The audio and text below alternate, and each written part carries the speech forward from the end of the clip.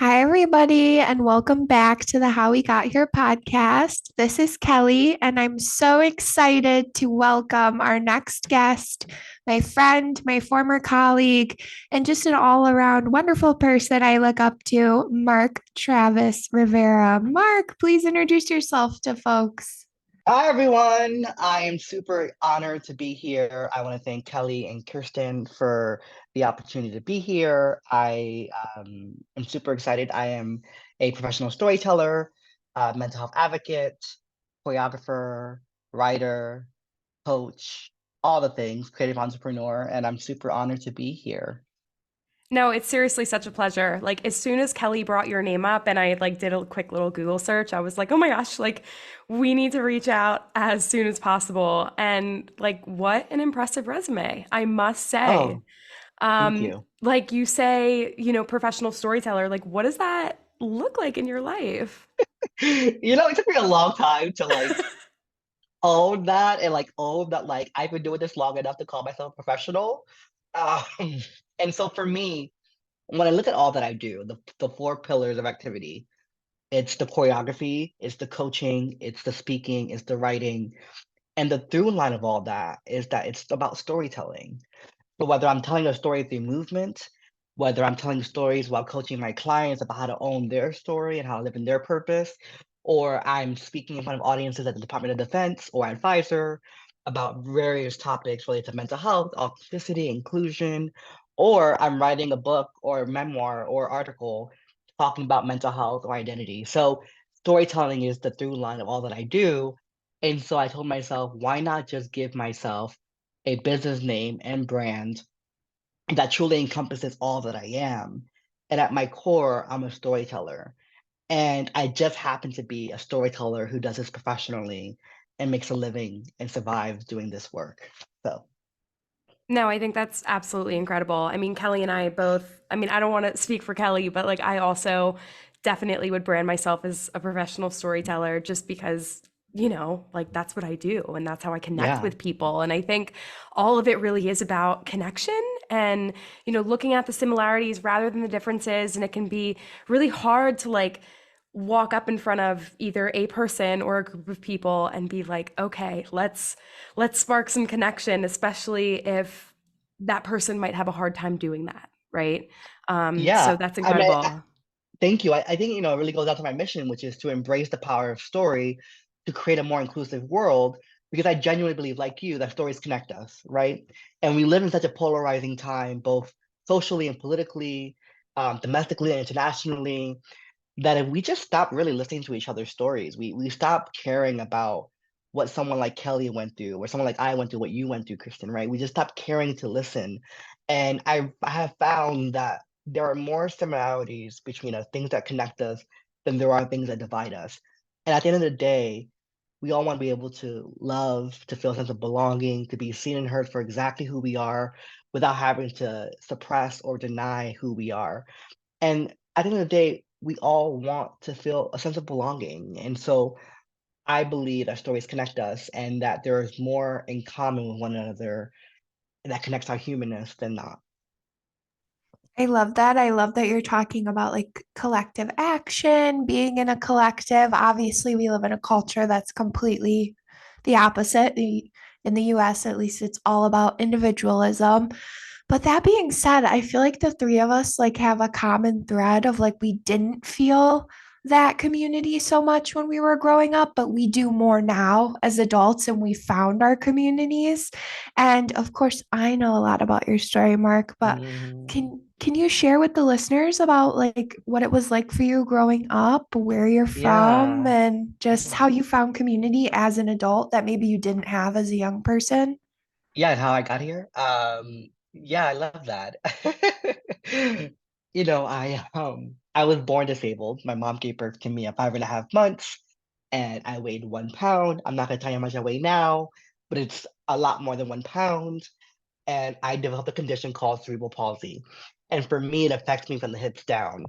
And it caused me to know what it meant to be othered and different from the jump.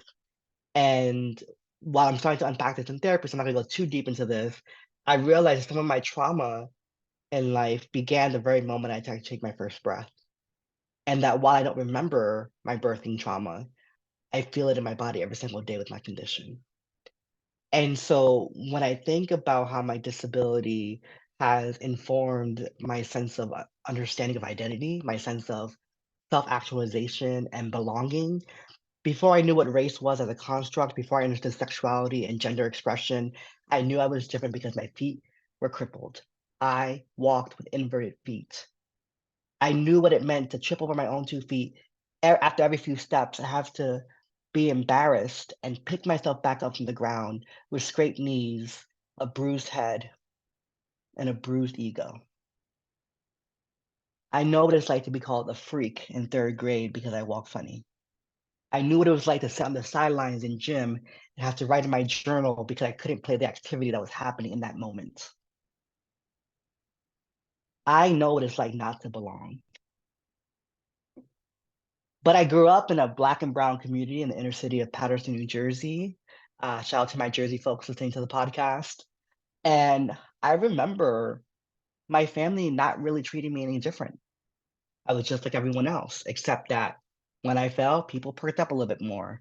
When I had an asthma attack, when I had to go to doctor's appointments to get orthopedic braces, all the extra attention I was getting, I started to clean up after myself. I started to do chores, right? I started to get good grades at school. And so my mother, bless her heart, she had me at 22 years old. I can't even imagine being a parent at 22.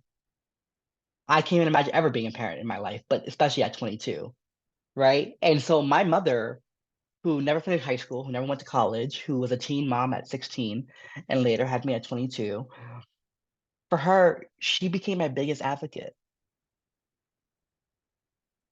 And that's for a later part of the conversation, but to go from my biggest advocate to one of my biggest um, opposing forces in my life, right? So it's been interesting how the person who so desperately wanted me, my godmother said that before having me, my mom had a couple miscarriages, and that my mom wanted me so bad, she would have taken me in pieces.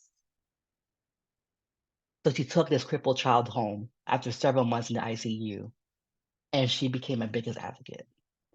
And so that's kind of about how I got here, right? And how I became a disabled choreographer and created a dance company for disabled and non-disabled dancers in New Jersey at 17 years old, becoming the youngest person in the US to ever do so, and one of the few people of color, excuse me, of color. And I kind of went on this journey. And you know, Kelly, you and I met through a former organization we both worked at, and that shall remain nameless. But what was really interesting to me was that I'm launching the storytelling lab, that I was trying to launch a version of this for that organization.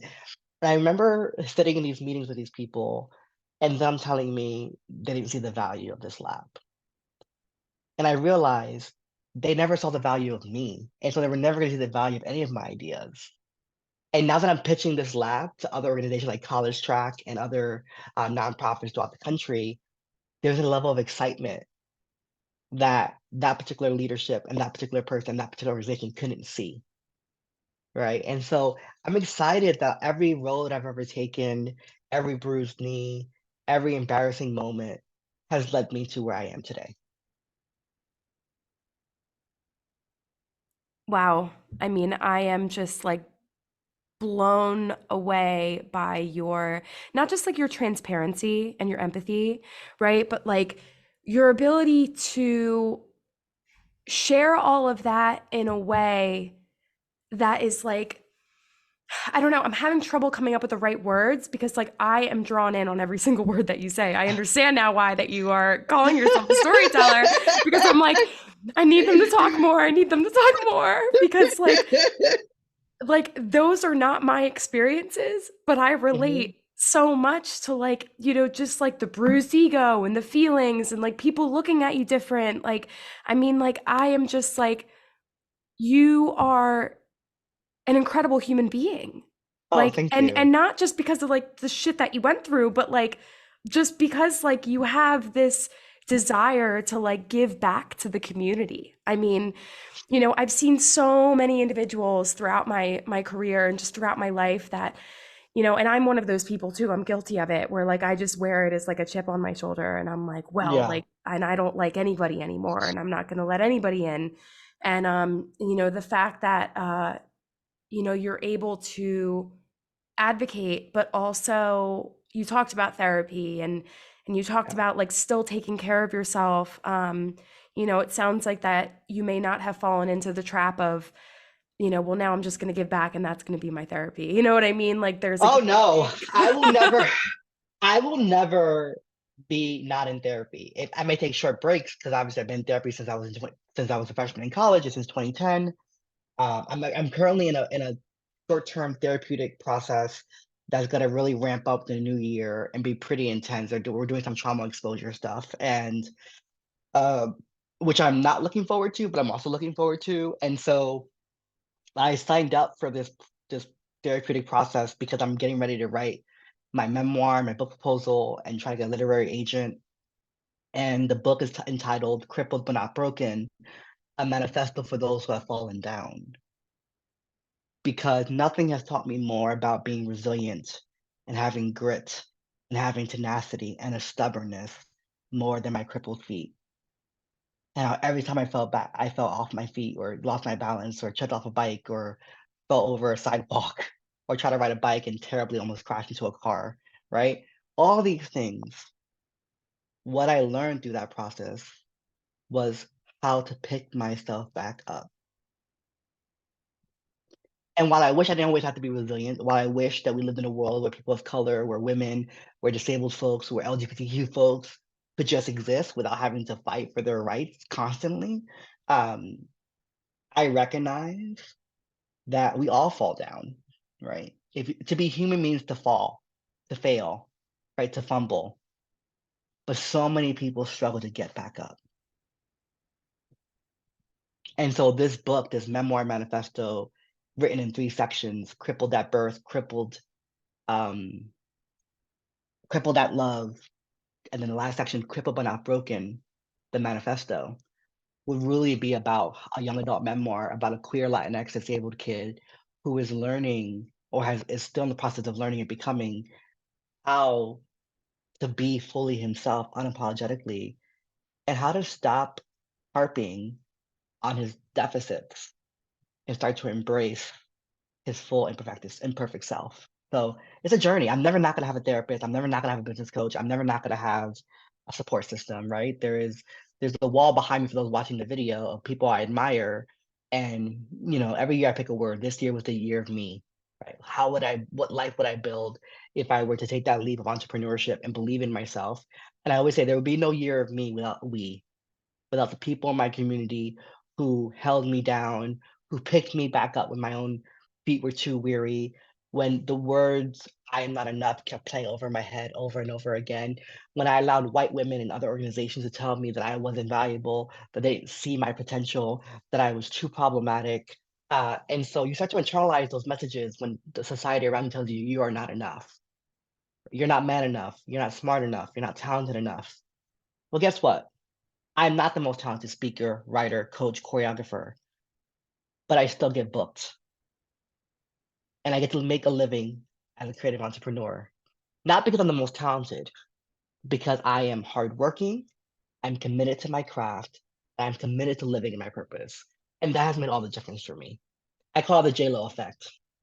She might be the most talented person in the room, but Jennifer Lopez stays booked, busy, and blessed. Okay? Period. There's like nothing else to say. Podcast is over. Bye, everyone. Woo! For Mic real. drop. For real. I love that. So many like chunks of things that stuck out to me and everything you just Yeah. said. I'm like, I think like the first thing that stood out to me, at least, Kristen, you probably get this when you visit schools. So I've made a career shift, and I'm a provisionally licensed school social worker. I've found my passion. I'm just like, Yes. I just love being in school with these young people all day. Well, Bless your heart. Someone had to do today it. I didn't. Today Kristen called me and I was like, I just broke up a fight at work Yeah, I was for about the to say, first time. didn't you just get, not you didn't get in the fight, but didn't you just break up a fight? And it was a girl fight. Those are the worst. Like Oh, yes. boys just like it's kind of like a one and done and then everyone like dispersed. But girls, it's just like boom, but it's just I laugh now because like after it happened, I was laughing hysterically because I was like, wow. And it lingers, right? Like when women fight, I find that it like lingers. It doesn't just end with the swinging and the And hit and the people contact. recorded it, so it's Yeah. just Ah. circulating. These kids are feral.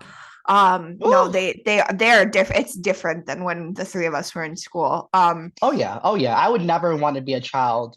We grew up. Well, I'm a little older than Kelly, so I'm actually, I don't know how old you are, Kristen, but I'm definitely a He's lot my older than age. Kelly. Okay, so I'm a lot older than both of y'all. You're And so not a like lot older. Kelly, I'm going into my Jesus year next year. So, I'm a little bit older than y'all. And I say that because I grew up in that cusp where we were just learning how to type on a keyboard, but we still had to know how to write in cursive. We still knew what it meant to go outside and play and come back home before the sun went down. We also know what it meant to wait until after 9 o'clock for 3 minutes to call your friends, right? So like Mm-hmm.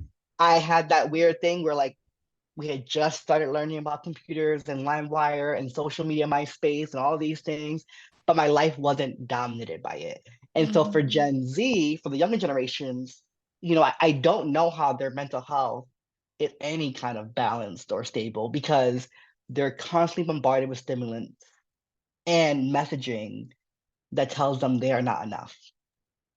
Absolutely Well, agree. it's interesting that you were talking about the narrative that that most of us can have. And, I have like these key phrases that when I'm in not a good place, they Mm, really just hone in on me. And like I went through an experience the other day where like my first thought was, I am stupid and I am a disappointment, which are like very mm, specific phrases, which were passed down from my wonderful mother.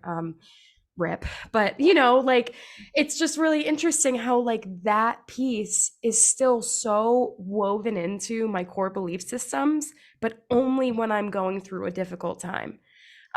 Which is why, like a support system is incredible. I was on the phone with my yeah. girlfriend for like an hour and she had to like talk me out of the lie that I am a disappointment. But, I don't know, like kids these days, which sounds like such a old person thing to say because I'm only 25, but I do see Ooh, these children with like this stimulant in their hands like 24/7, and I'm like, no wonder why you're anxious. You're anxious because you're seeing everything that's happening all over the world 24/7. I didn't know what was going on all the way across the country unless I picked up a newspaper or my dad put the TV on at 9 o'clock at night to watch the news. Like, I yeah. didn't get that on my cell phone at 6 in the morning as soon as I'm waking up. So I Yeah. totally hear that. I think Yeah. the biggest, no, go ahead, Mark. No, no, no, go ahead.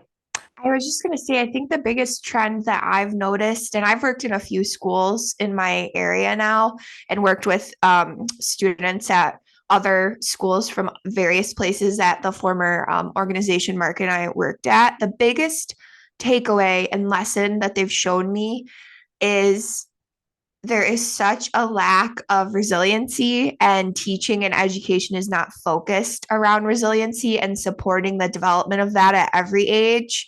And I just like, obviously you need to teach skills like peer conflict happens, like we're going to get through this, friends, it's going to be okay, but then it's at another level now. Yeah. And I just feel like, I mean, I did not have, by any means, did I grow up going to a school that taught anything social, emotional related. I don't think any of us did, but Yeah. I still like had resiliency when I was facing, like a level of peer conflict or a level of conflict with like a family member or a teacher. Like I still felt like I could handle that, Endure. but not in 2023. It just, I think the pandemic, is related to that. But Yeah, I mean, we were already going through a downward spiral of loneliness as an epidemic in this country, right? Across age demographics, long before the pandemic. I think the pandemic just exacerbated the issue or kind of shone a light on it more than we all realized. But I think, I don't think is that this generation has less of the ability to be resilient. I think that, like us, they're not being taught this as much as they should be. And while they have more access to resources to learn how to do it, they're still being raised by people in our generations who never had that, who think that beating your child into compliance is a form of love, who think that it's okay for people to fight when they're angry because you know, they see their parent hitting the other parent at home when they're angry, right? And so we're all kind of going through the same thing. And I think what's happening is that it's not they have a lower threshold for the ability to be resilient, is that the amount of pressure on them is very different than what you and I all had growing up, right? Like we still had outdoors. We still had time to disconnect, to your point, Kristen, around how they're constantly plugged into all the problems of the world. And you know what? You bombarded me with advertisements, with commercials growing up about, you know, what it meant to be non-disabled or what it meant to be normal and what it meant to be cool. And I was never any of those things, right? But imagine if I was walking around every single day with a device in my hand that told me, you're not good enough, you're not smart enough, you're not desirable enough, you're not worthy enough. That is what social media is doing. That is what the world messaging is, right? When we have our political leaders telling us that some people are from shithole countries, or that some people should be banned because of what their faith is, or we are having a modern day genocide happening overseas, right? All of these things impact people, but we always think that's not me. That's over there. That's on the other side of the world. But guess what? You see images of people and children being pulled from the rubble. That impacts your mental health. That impacts your perception of self. That impacts if you see a brown body being dragged out of the rumble or debris, and others around you are saying they have it coming, or that a particular country has a right to defend itself, right? At the expense of innocent lives. And so it gets heavy. It gets heavy when you think about mental health. And then you add to the fact that, like, yeah, they have more access to mental health resources, but the stigma hasn't shifted much. You know, mental health stigma is still there. When I talk about suicide ideation being a pervasive thing in my life, people still raise an eyebrow. When I say that I've never worked harder in my life and been more stressed in this first year of entrepreneurship and most fulfilled I ever felt in my life, people are like, "Well, you're fulfilled. Why are you stressed?" Or, "What do you mean you're lacking inspiration right now, or you're lacking motivation because you're depressed because you're working so hard, but the cash flow is an issue?" Like all of that is real, right? And so for me to be able to say I am a public speaker, an advocate, and I also struggle with my mental health every single day, it's not an oxymoron, right? But we live in a world that wants to look at people like me and project onto this pedestal. I'm just like, no, no, no. I never asked to be put on a pedestal, right? I'm imperfect. I want to be a possibility model. I want to show someone what's possible when they choose to embrace themselves and live in their truth and be honest with themselves and those around them about their issues. But I don't want to be a role model. And I've had to learn how to navigate these spaces. I mean, there are times when, and I'm no one, right? In the scheme of things, my circle, my impact is very small, but I happen to have somewhat of a platform. And I happen to go places sometimes and people recognize me, and it always surprises me when it happens. And I'm just like, I'm just little old Mark from Jersey who somehow managed to live this grand life that I shouldn't be able to live, but I live it. And, you know, sometimes it's very humbling, but it also has made me realize, to your point earlier on the people I admire wall, I've had to take some people off the wall. And I've had to learn how to be more selective with the people I invite into my inner circles. I have three rings of circle. There's the associate outer circle, there's the middle circle where a lot of folks are, and then there's the inner circle. And for some reason, living in Atlanta, I started with a lot more community. And so people were kind of surpassing my filters a little too soon. And they were getting too close to the inner circle without being worthy of being in the inner circle. And I've had to learn over the last few days, especially, not everyone who says they care about you genuinely cares about you. And when they say they care about you, but their actions show you otherwise, don't get stuck on the words they speak, but evaluate how they behave around you and when you're not around. And I think that, you know, we all want to be liked, we all want to be loved and embraced, but I'm not always going to be liked. I'm not always going to be embraced. And guess what? I'm not everyone's cup of tea. And not everyone has to sip that tea. You know, they have other options out there. So if nothing else, take that away from this conversation, is that you won't be everyone's cup of tea. For those of you, for those of the people who love you and see you for exactly who you are, and they want to indulge in your presence, they will be able to receive what you pour into them.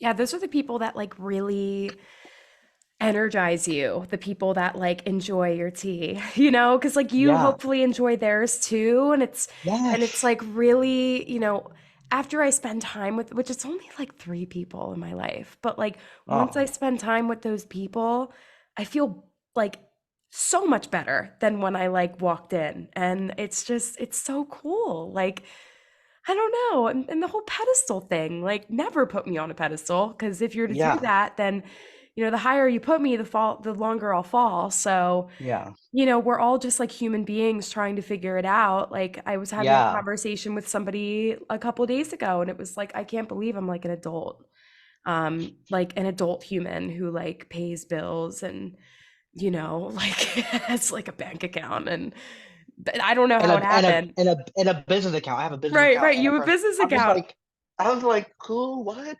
Yeah. Yeah, it's wild. I can't even imagine being a parent. Like, God bless parents and people who are parents or parent figures because that shit is not for the weak and it's not for those who want to do it right. If it's hard and you know whether you have fur babies or real babies, it's a lot of work. I have neither for that exact reason because I can barely take care of myself. Like, there are times when I'm so exhausted from the workday, I legit will order Wendy's. I'm trying to get on my health track, so I'm cutting back on that. But like, and there are times when I make a really great healthy meal, like I did last night for me and my friends. And so, but I can't imagine every day having to feed another mouth that isn't my own. And I I'm don't like know. Feel responsible that. for, I you know have what I'm no saying? Like, idea how they do it. me either. Personally, like I cook for me and my partner most days, and even that, I'm like, sometimes at like 3 o'clock, I'll think to myself, like, tonight's not the night. I'm not cooking. We're gonna get something else. We're gonna get takeout. We have the privilege to do that, right? But like, Yeah, I yeah, can't, I can't imagine like having to be responsible for something that, you know, either I've said that I'm going to take care of this thing, or it came out of my body or came out of somebody else's body. Like, I just, yeah. I cannot imagine. Yeah, it's interesting. I was just having a conversation with a colleague, a new colleague named Manuela, and she had said something about healed ancestors. And it was the first time that I heard that phrase in that way. And we were talking about like leaning on our ancestors to like break generational cycles of trauma and things like that. And she says, I call on my healed ancestors, people who were starting to break cycles in their own lives in their own time that led me to where I am today. And I thought that was so interesting because when we talk about mental health, especially in our families or chosen families, and Kelly, I heard your story about how you navigated your mental health with family and in a split household. And I can't imagine. I'm the first one in my family to go to therapy, and I broke that cycle. First one to graduate high school, first one to graduate college, first to be a creative entrepreneur. And I don't say that to brag, but now I have 2 out of 3 of my immediate family relatives in therapy. We're constantly doing the work, right? And so I know that that is only possible because I have started the process of breaking those cycles, right? My niece will be the second generation to graduate college and the first not to become a teen mom, right, in our immediate family. And so she's breaking those cycles, right? And so then we are leaning on our healed ancestors to keep pushing us forward. And when I transition to the other side, then my lineage, my relatives will be able to call on me as a healed ancestor, saying, call on this person, let's keep breaking these cycles. And I'm not perfect, and God knows I am annoying as hell for a lot of people. But what I will say, and again, it's okay. What I saw Kelly's face. What I will say is that I am so fortunate to be loved by many. My friend Shy, my former roommate in California, she said, most people are lucky they have 1 or 3 really good friends. You have a whole fucking wall full of people who would bend over backwards to hold you in moments of darkness so they can shine a light for you.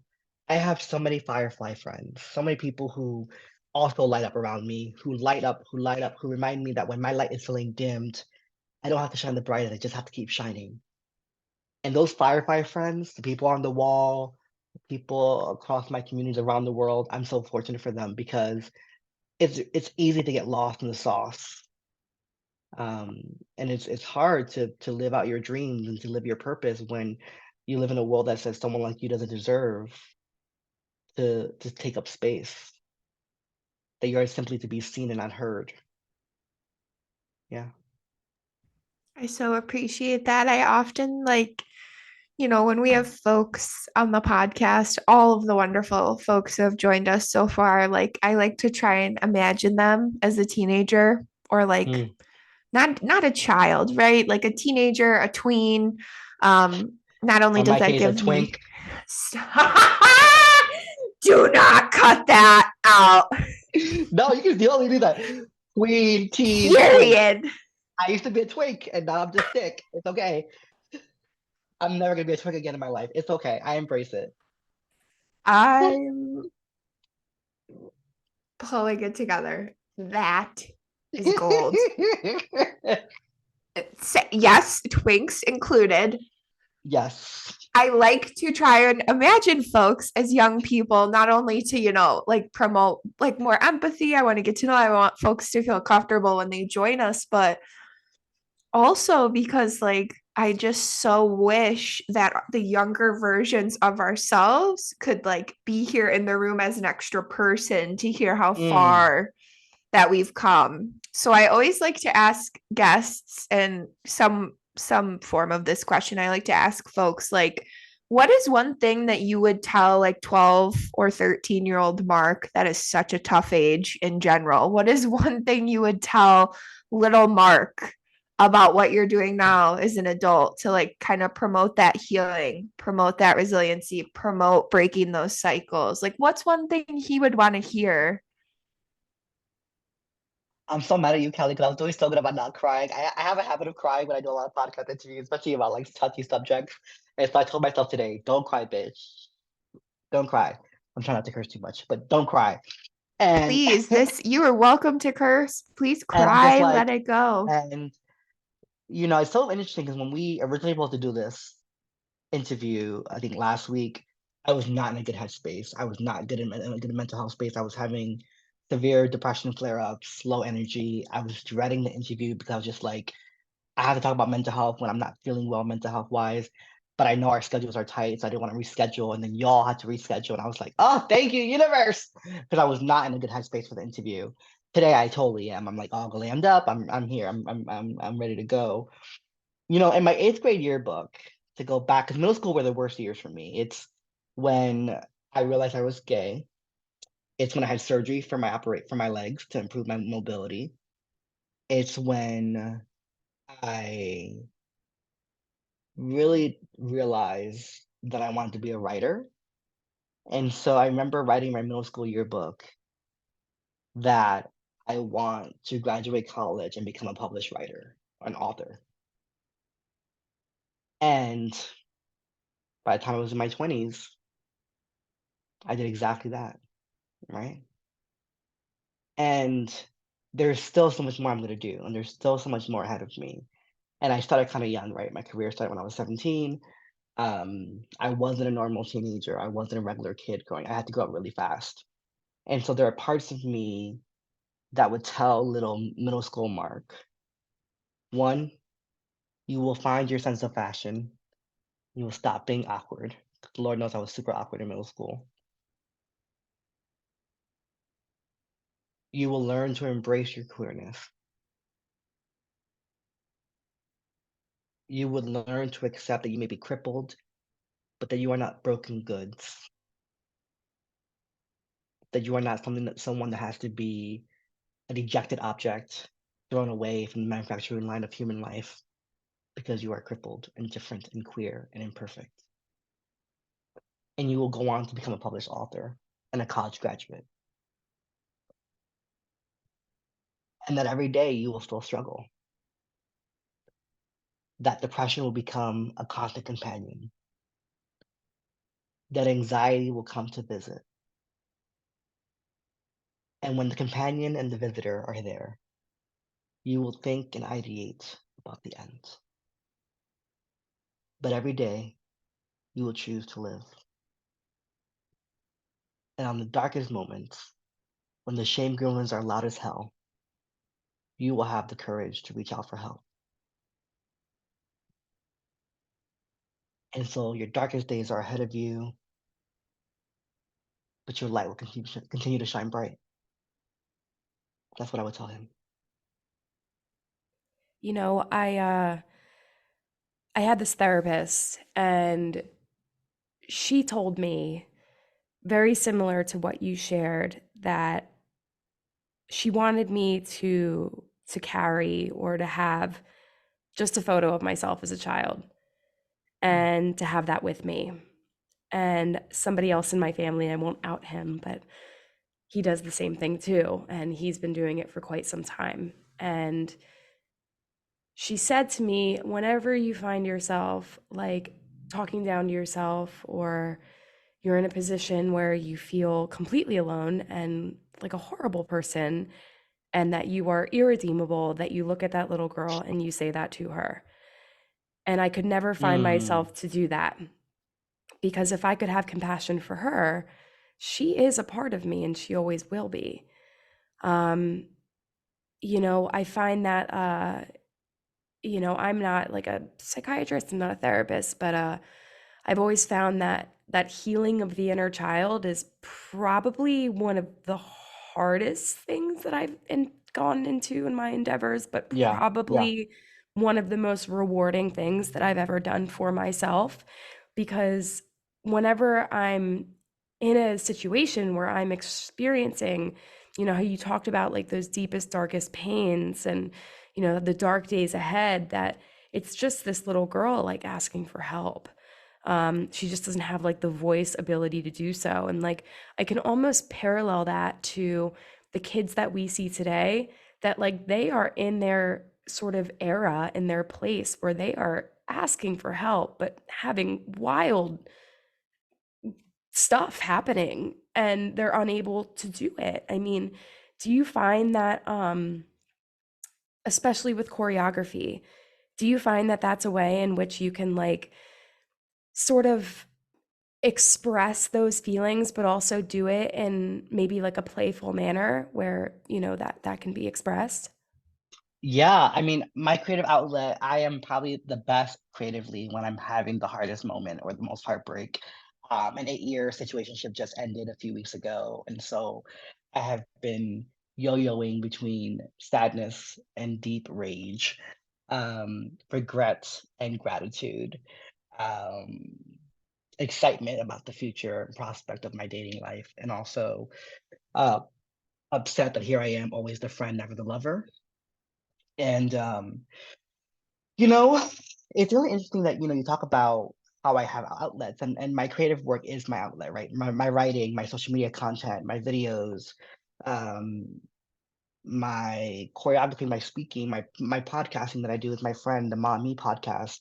All of these things all makes me who I am. And so I am someone that is an external verbal processor of feelings. I need to externally process it, which is why talk therapy is so important in my life.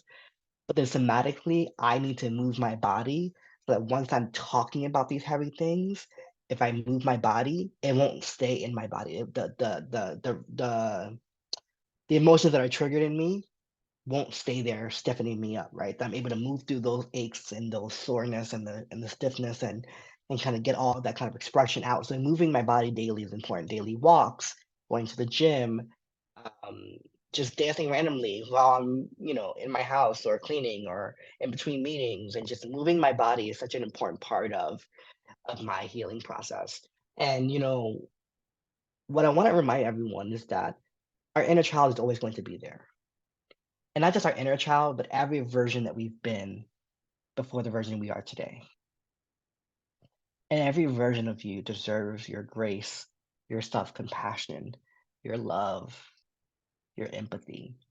I don't talk to my friends or clients the way I talk to myself. My self-talk is so damn critical. You would think I was a serial killer. The way I speak to myself, like you would think that I am the scum of the earth and that I go around killing people and that I am just unworthy of existing. Because that is what my self-talk does. It goes from I did something bad to I am bad real quick. It goes from I made a mistake to you are a mistake. Right? That's how quick my self-talk goes. And so I've been working a lot on with my therapist around learning how to self-regulate and to reframe. And reframing has become a major tool for me this year because throughout the lowest points of this year and the highest points of this year, my self-talk was the same. You are unworthy. You are an imposter. Mind you, while I was failing and while I was succeeding, the self-talk was the same. So I was like, well, damn, there's no winning here, right? Because when I'm losing, I'm losing. When I'm winning, I'm still losing, right?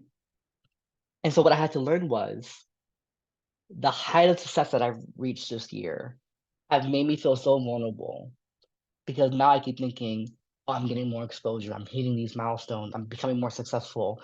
Eventually, people are going to find out that I'm a fraud, that I'm unworthy, that I'm a terrible human being, right? Or that I can't believe this is happening, that rather than leading into the vulnerability of that joy and excitement, I am foreshadowing or trying to foreshadow my demise, right? That I can be succeeding really well in my professional life and failing miserably in my personal life. And just because I'm failing in my personal life doesn't mean I'm failing in every areas of my life, right? And so I'm learning how to reframe my self-talk to be more kind to myself and to truly speak to myself the way I would speak to a friend like Kelly or anyone else who I care about, right? Like I would never talk to a friend or a colleague or even a stranger, to be honest, the way I speak to myself. And so reframing, moving my body, talk therapy, external processing, journaling. I have a gratitude journal. I write in it every single day. 3 things I'm grateful for every single day. And it's hard to be anxious when you're practicing gratitude.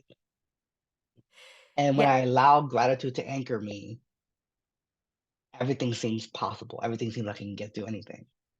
Gratitude is so important. I have also found that gratitude journals, I always like start and stop because like that's just how I roll. But, I do find that like it can really like help that imposter syndrome that you talked about. Like, yes, there it is. I love. This is my second gratitude journal. So I started in 2020 at the height of the pandemic when my anxiety was really bad. And Oprah has been telling me to do it for years. Not just me, but everyone in the world. And so there are times when I skip a couple of days, but I try every day, faithfully, especially during the weekday. I try to start my day like this. Before I have coffee, before I open my emails, I do this. What did you And write today? I'm going to show you what I wrote today. Because actually, I don't, oh, here I am. I wrote, I am grateful for Lauren and our friendship. Lauren's my friend who came over for dinner yesterday, and she gave me some my Christmas gift early, and it's amazing stuff that she helped me with my sleep last night. And then I was grateful for my Uber driver today, Keisha, who drove me back and forth from Starbucks to my house because it was really cold and I was busy and I needed coffee. And she was so pleasant and warm. And the third thing I wrote that I was grateful for was the rest that I got last night. Last night was the most sleep I've gotten probably in the last month. And so it was wonderful to just get to wake up feeling rested, Wow. and it's like simple things, just like It's it a doesn't have to really be, nice feeling to feel yeah, rested. It's like the best yes. feeling in the world. I think that I am grateful for, I stopped at Starbucks today, and the employees, yes, the Oh wait, no, this is individuals. not sponsored. This is not sponsored No, by no, Starbucks. it's not sponsored by But Starbucks. I legit have like 3 Starbucks cups because it's been that kind of day. So it is That's what it is. amazing. Yeah, I'm grateful for Starbucks and the employees that worked there because they were very kind to me. And Yeah. that was really nice. I'm grateful that I have a vehicle that can take me safely from point A, which is Philadelphia, to point B, which is Pittsburgh.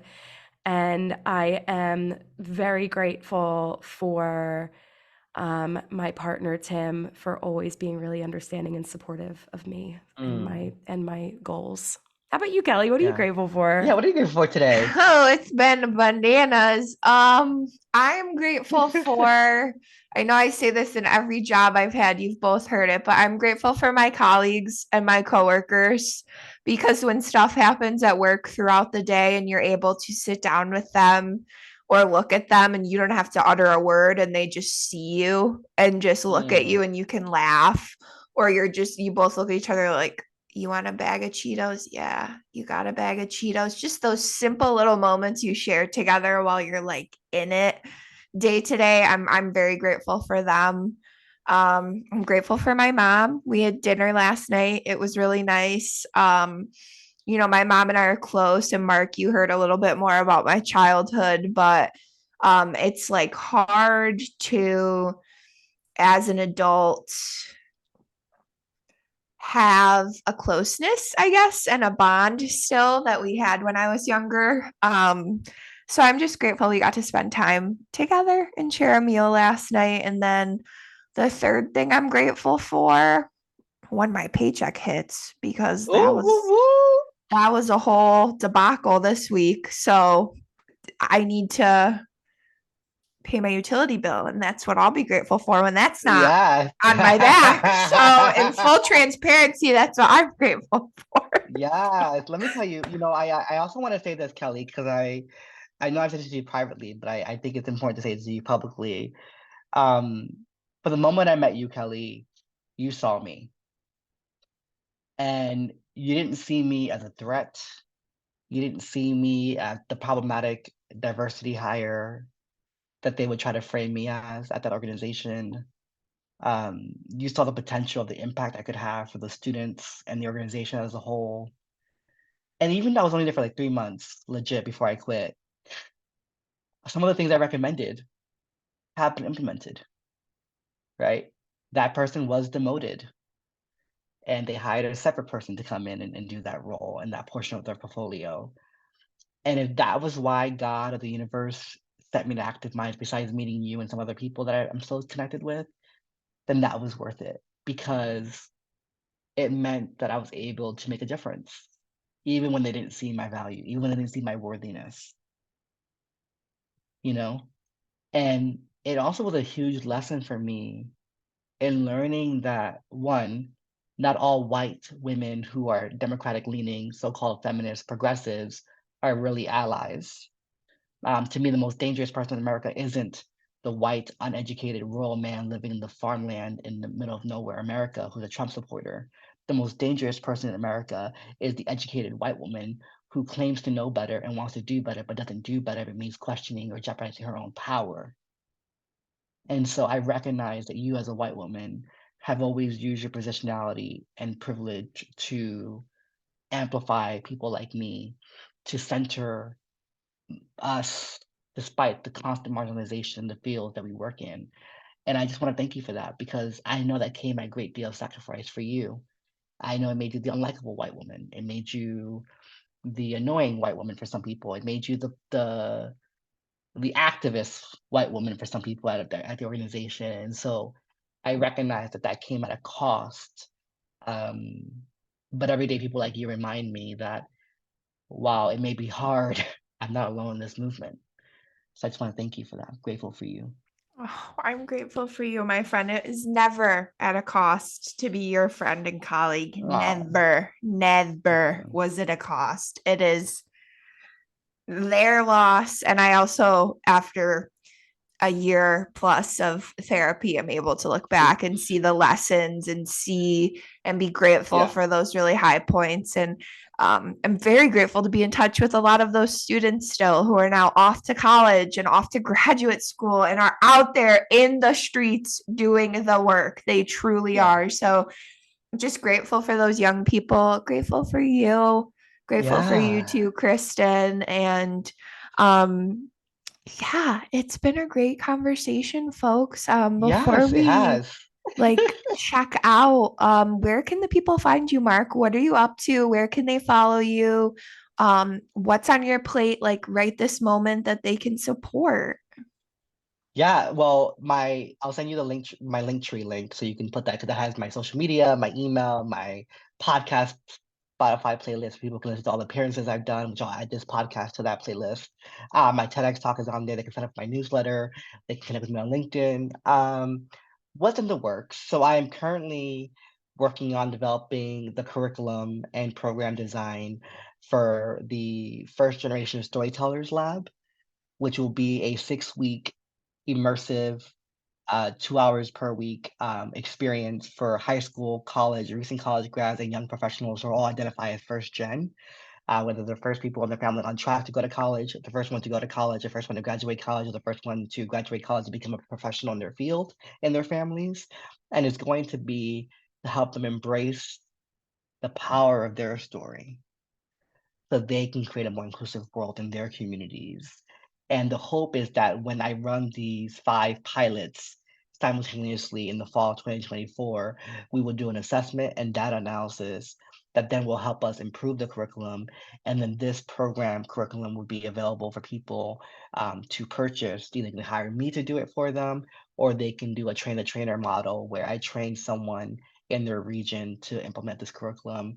And the project right now that they're going to be doing is developing their own TEDx Talk about whatever topic around their life and their story that they want to lean on.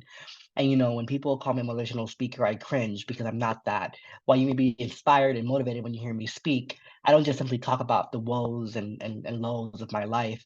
I'm educated. I train in this, right? I'm a trained academic social scientist, and I specialize in talking about gender and sexuality and intersectionality and disability in the arts and all these things. And I simply use my lived experience as a vehicle for understanding so that when people talk about these big concepts like intersectionality or, marginalization or compounded shame, they can see that in real life terms, not just theoretical frameworks, right? They see the real life implications of the work that I'm teaching them about. And so I'll continue to do speaking engagements. I'm hoping that in 2024 I'll have the opportunity to do a TEDx talk. It will mark 10 years next year since I did my first TEDx talk. And so I kind of want to do not like a retrospective, but the first one was called Embracing Yourself, Embracing Your Potential, and how when you learn to embrace every part of who you are, you unlock your potential for success. But now I feel like, okay, well, I taught them through that process to unlock their potential for success. Now, what happens when you start becoming successful? What happens when you start honoring the callings of your life? Life doesn't just get easier. In some ways, it gets a lot harder. And so, how do you make sure that you're living purposely and authentically? And so that's what I'm hoping to work on in next year, as well as getting a book agent for my memoir and selling it to a major publishing house. I have two choreographic works that I'm working on next year that will premiere. I can't give too much detail about that right now, but one is in Miami in March that will premiere, and one I'm working on in January that will premiere in June in San Francisco for the largest queer and trans arts festival in the country. That's all I can say for now. And yeah, so I'm just gonna keep working and doing my damn thing and growing my business and growing my impact and hopefully get Oprah to interview me or, hit the national stage and go from there. Mark, we couldn't be more grateful to have you on. Thank you so, so, Oh, so thank much you. for taking the time and sharing and having our listeners know just like a little bit more about you. So we'll link all that information once we post the episode. But thank you so much. Thank you, Thank you all my so much. friend. Be well. Thank you both. Thank you.